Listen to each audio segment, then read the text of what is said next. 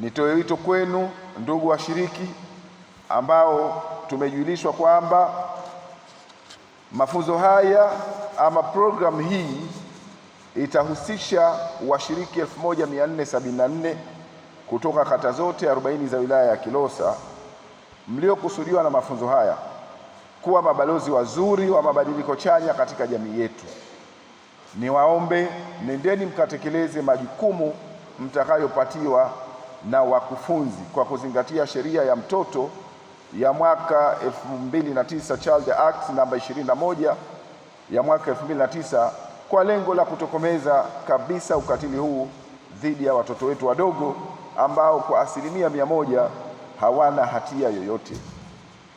Ni matumaini yangu kuwa kupitia mafunzo haya, ndugu washiriki, kwa ushirikiano na idara ya afya na idara ya elimu, wilaya ya Kilosa itakuwa ni mfano wa kuigwa katika kupingana na dhana potofu na kulinda afya na ustawi wa watoto wachanga. Ndugu washiriki na ndugu viongozi,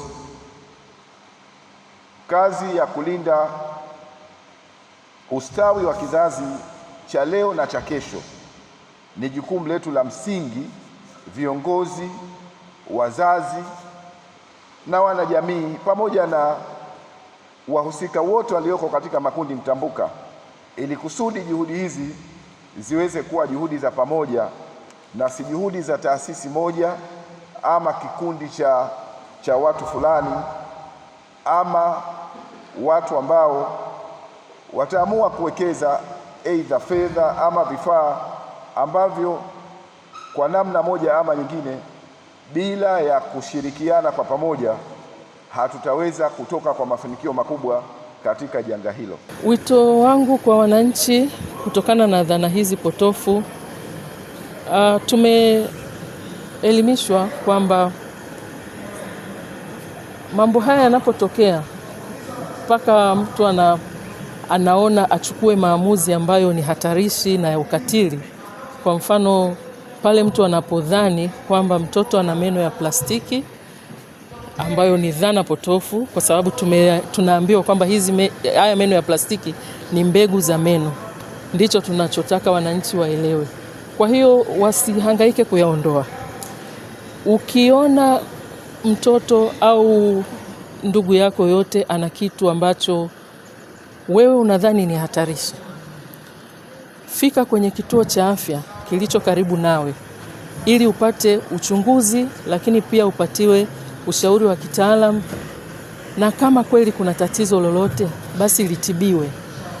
Tusifanye ukeketaji, ushuhuda umetolewa, madhara yanayotokea, kupoteza damu nyingi na wengine hata kupoteza maisha.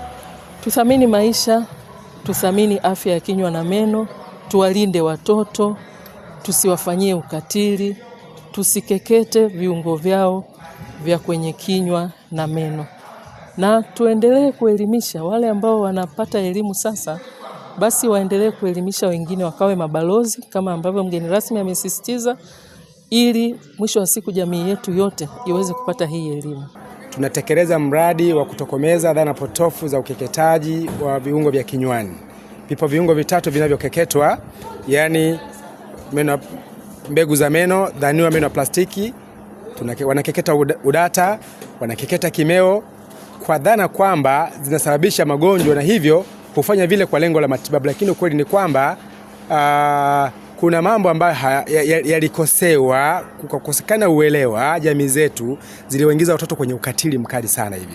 Kwa sisi lengo la mafunzo haya, kwanza tunaiwezesha jamii iweze kuelewa ya kwamba mnachodhani ni meno ya plastiki, si meno ya plastiki, ni mbegu za meno. Ndio maana matokeo yake mkiwang'oa wanabaki na mapengo. Upande wa kimeo, jamii inasema kwamba eti kuna usaha kwenye kimeo.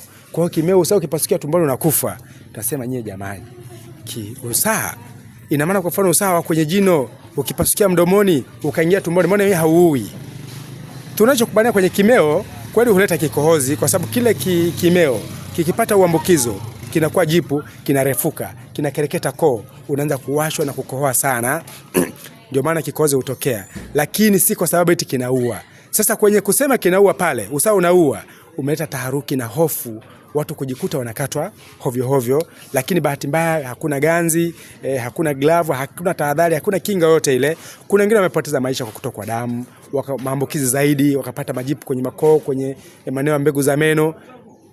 Eneo la tatu ni udata. Udata kweli upo, lakini hali adimu sana. Kwa sababu udata unapotokea na uadimu wake umeitwa unasababisha ububu. Sasa ule ububu ndio umetia hofu na taharuki. Watoto imepelekea watoto hata wasiokuwa na udata wanakatwa. Lakini wenye udata ni wachache sana. Mtoto mwenye udata akiwepo aje hospitalini, wamlete hospitali, tunachoma ganzi, tunavaa glavu, tunakapunguza pale kaulimi kanacheza pale hivi. Ila sasa kwa kusema kuna ububu, hapana.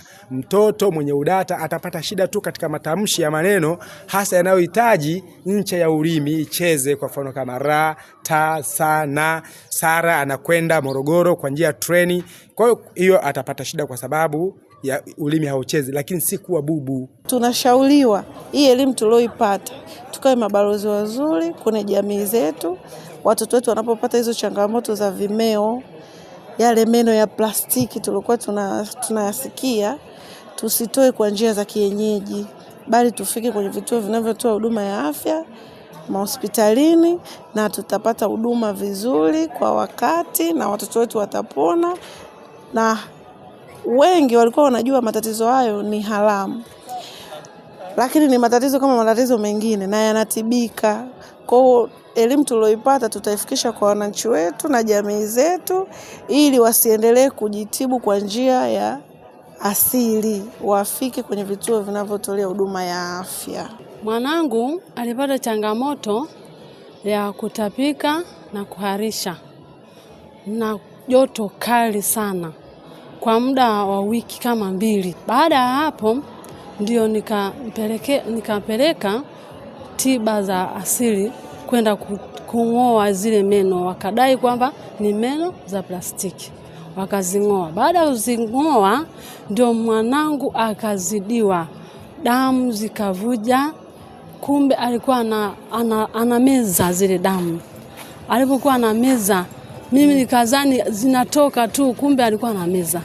Baada hapo ya kuzidiwa sana ndipo nilipomwaisha hospitali. Nilipofika hospitali akapokelewa na kuchunguzwa, hana damu, akawa na damu 5. Ndipo alipoongezewa damu. Baada ya kuongezewa ile damu bado inaendelea kutoka. Ndipo daktari wa meno alipofika akaanza kumhudumia na mtoto wangu akawa amepona.